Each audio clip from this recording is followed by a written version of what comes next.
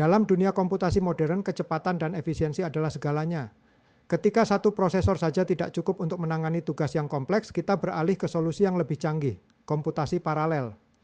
Komputasi paralel adalah metode pemrosesan yang memungkinkan banyak tugas dijalankan secara bersamaan dengan membagi masalah menjadi bagian yang lebih kecil.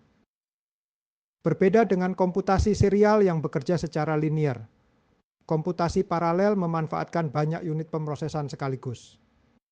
Ada 3 bentuk utama dari komputasi paralel. 1. Paralelisme data, pemrosesan dataset besar secara bersamaan. 2. Paralelisme tugas, menjalankan tugas independen secara simultan. 3. Paralelisme instruksi, memanfaatkan pipeline pemrosesan dalam eksekusi program. Mengapa kita membutuhkan komputasi paralel? Karena dapat meningkatkan kinerja, efisiensi sumber daya, dan skalabilitas. Komputasi paralel sangat penting dalam berbagai bidang seperti simulasi, cuaca, pemrosesan big data, dan kecerdasan buatan.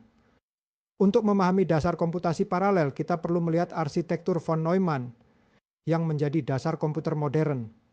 Namun ada hambatan yang disebut von Neumann bottleneck, yaitu keterbatasan dalam kecepatan transfer data antara CPU dan memori. Taksonomi Flynn mengklasifikasikan sistem komputasi berdasarkan cara mereka menangani instruksi dan data. SISD, 1 instruksi, 1 data. SIMD, 1 instruksi, banyak data, biasanya digunakan dalam GPU. MISD, banyak instruksi, 1 data, jarang digunakan. MIMD, banyak instruksi, banyak data, lebih sering digunakan dalam sistem multicore dan HPC. Beberapa istilah penting dalam komputasi paralel meliputi speed up, perbandingan waktu eksekusi antara sistem serial dan paralel. Efisiensi, rasio speed up terhadap jumlah prosesor yang digunakan. Overhead paralel, waktu tambahan untuk komunikasi dan sinkronisasi. Granularitas, ukuran tugas dalam sistem paralel yang bisa halus atau kasar. 3 model utama arsitektur memori dalam komputasi paralel adalah 1. Memori berbagi.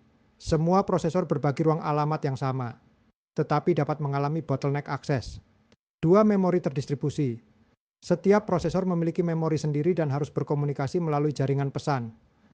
3. Model hibrid, kombinasi dari memori berbagi dan memori terdistribusi, digunakan dalam sistem skala besar. Meskipun menawarkan banyak keuntungan, komputasi paralel memiliki beberapa tantangan, seperti kompleksitas algoritma, overhead komunikasi, dan keseimbangan beban antar prosesor. Namun, dengan pemahaman yang tepat, kita dapat mengatasi tantangan ini dan mengoptimalkan sistem paralel. Komputasi paralel adalah kunci dalam menangani tantangan komputasi modern. Dari superkomputer hingga kecerdasan buatan, teknologi ini terus berkembang, membuka pintu menuju masa depan yang lebih cepat dan lebih cerdas.